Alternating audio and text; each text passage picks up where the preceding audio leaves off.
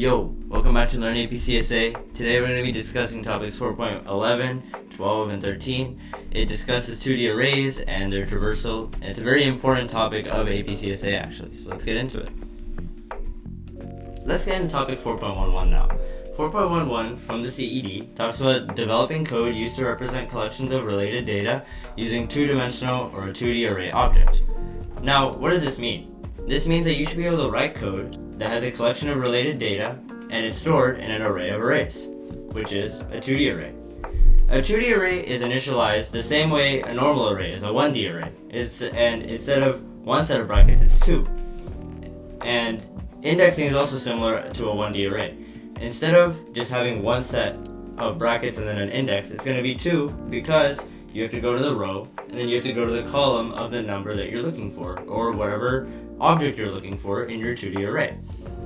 When you initialize a 2D array, it's already filled with default values. 0 for integer, for example, 0.0 for a double, and false for boolean, null for any reference types, etc.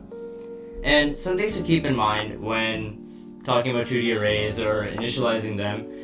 When you initialize a 2D array, it's made up of multiple initializations of 1D arrays, because a 2D array is just an array of arrays. When indexing an element in a 2D array, like I said earlier, it's the array name, set of bracket, the row, set of bracket, and the column at which it's in. Because what is a 2D array? Even though it's an array of arrays, it's still a grid. That's why a lot of times 2D arrays are named grid, right? And when referring to just the row index, which would be an array, you would just have one set of brackets to get that whole array that's at that one index. To get the length of a row of the array, it would just be array.length, because each row would be the same. And to get the length of the column, you would go to the index of the row that you want, because again, a row is an array, and then you would use .length on that, because it's just an array. You can use array calls on this as well. And the index needs to be in bounds. It can't be out of bounds, otherwise it'll be an error. We know this. We're locked in. Now that we're done with that one, it's quite heavy. 4.12 is a little easier to understand. According to the CED, it's develop code used to traverse the elements in a 2D array and determine the result of these traversals. So basically what they're saying is you should be able to traverse a 2D array and maybe do something. Maybe find the first element, the last element, maybe the sum of all the elements, right? Maybe whatever the College Board wants you to do. And this is done by traversing the array looking for elements. And you might be asking, well, how do I do this? If I have a 1D array, I use one for loop. And if you have an array of arrays, you could do a for loop inside a for loop to check every array in the big 2D array. Exactly. I know you said it, because we're locked in. Anyway, so we know that we can use a normal for int I equals 0 loop, one for the row, one for the column, and they're nested inside each other, so you can go through each element in your 2D array. You can also use an enhanced for loop.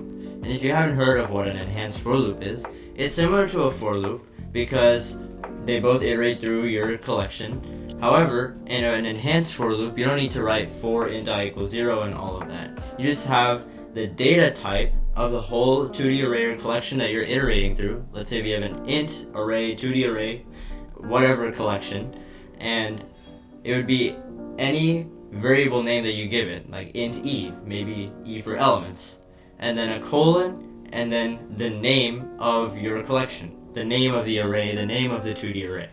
Now, one thing to keep in mind is, when using an enhanced for loop, it's not a good idea to change what your array is, or 2D array, like removing an item or adding an item in that sense, because unlike a for int I loop, that checks the size each time, while this doesn't. When it enters, it goes in with this fixed size. So if you change something, the indexing is going to get weird, and you might not get the result that you're hoping for. So just something to keep in mind when using an enhanced for loop.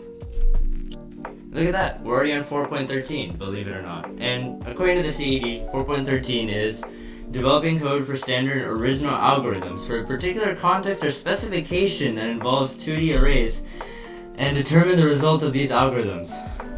Wow. Very, very complex way of saying write a program that iterates through and does something. This is similar to what 4.12 is about. But yeah, 4.13, like on a serious note, it talks about how there's certain algorithms that are required for a 2D array traversal. Like you would use a 2D array traversal to maybe find the min-max value of a row call or a subsection in it, right? Maybe just a certain part of the grid, maybe find what the max or min value is. Determine if all the elements in a certain row are even, odd, and stuff like that. It'll just be these simple things. Maybe it'll get a little bit more complex by checking to see if they're consecutive in an array, like it's 1, 2, 3, 4, 5, and stuff like that. But otherwise, 4.13 is all about you being able to write an algorithm that shows or that results in you finding something. Maybe the sum, like I said earlier, or shifting elements here and there, left and right, or seeing if they're consecutive pairs, etc.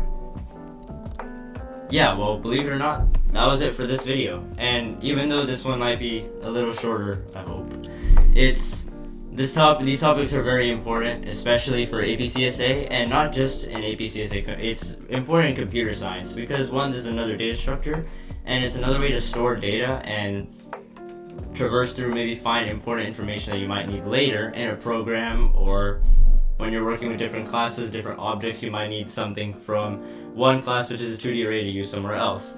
And it's very important, and I hope this really helped. And I know I'm wearing this Barca kit because we all know who's winning on Thursday. Because like the whole video when we were locked in, they're going to be locked in on Thursday. Alright, I'll see y'all in the next one.